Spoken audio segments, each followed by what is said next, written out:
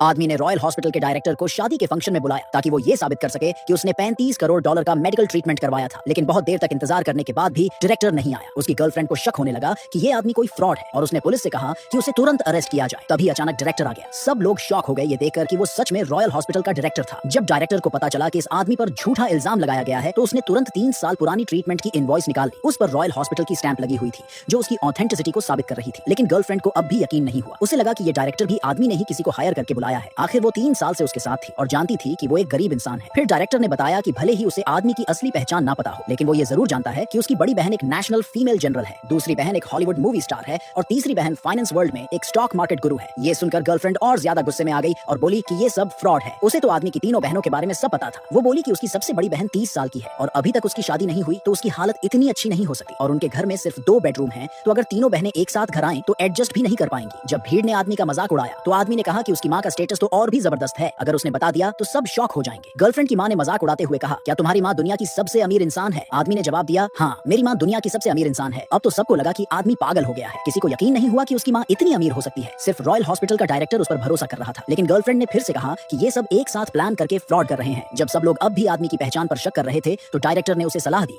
कि उसे इन लो क्लास लोगों से रिश्ता रखने और उनकी इंसल्ट सहने की कोई जरूरत नहीं है। आदमी ने गुस्से में कहा कि वो अब इन लोगों से सारे रिश्ते तोड़ देगा और शेन फैमिली की बेटी से शादी करेगा। लेकिन उसके पिता ने इस रिश्ते का कड़ा विरोध किया क्योंकि उसे हमेशा से लगता था कि आदमी गरीब है और उसकी बेटी के लायक नहीं है। आदमी ने तुरंत अपना फोन उठाया और अपनी माँ को कॉल करके कहा कि वो जल्दी से शादी की जगह पर पहुंचे। जब गर्लफ्रेंड ने सुना कि आदमी की माँ का हेलीकॉप्टर लैंड करने वाला है तो वो जोर जोर से हंसने लगी। गर्लफ्रेंड की माँ ने भी उसका मजाक उड़ाया और उसे झूठा कहा। साथ ही अपनी बेटी की तारीफ करते हुए बोली कि अच्छा हुआ उसने इसे छोड़ दिया। गर्लफ्रेंड को भी लगा कि अपने पुराने क्लासमेट से शादी करना ही सही फैसला है। आदमी को जलाने के लिए उसने अपने न्यू फियांसे के साथ सबके सामने प्यार जताना भी शुरू कर दिया। आदमी को ये सब देखकर बहुत बेइज्जती महसूस हुई और गुस्से में उसने अपने सेक्रेटरी की पीठ पर 4 अक्षर लिख दिए जिससे ये तय हो गया कि वो अपनी गर्लफ्रेंड से रिश्ता तोड़ देगा। गर्लफ्रेंड की माँ को लगा कि आदमी फिर से कोई नया नाटक कर रहा है, इसलिए उसने पुलिस से कहा कि उसे तुरंत अरेस्ट कर लिया जाए। पुलिस ने डायरेक्टर से उसका आईडी दिखाने को कहा ताकि उसकी पहचान पक्की हो सके। लेकिन जब पुलिस ने उसकी आईडी चेक की तो वो हैरान रह गए और उनके हाथ कांपने लगे। जब रॉयल हॉस्पिटल के डायरेक्टर की पहचान कंफर्म हो गई तो पुलिस बिना कुछ कहे वहां से चली गई। ये देखकर गर्लफ्रेंड को यकीन ही नहीं हुआ। उसे लगा कि जिसे उसने एक झूठा और गरीब समझकर छोड़ दिया था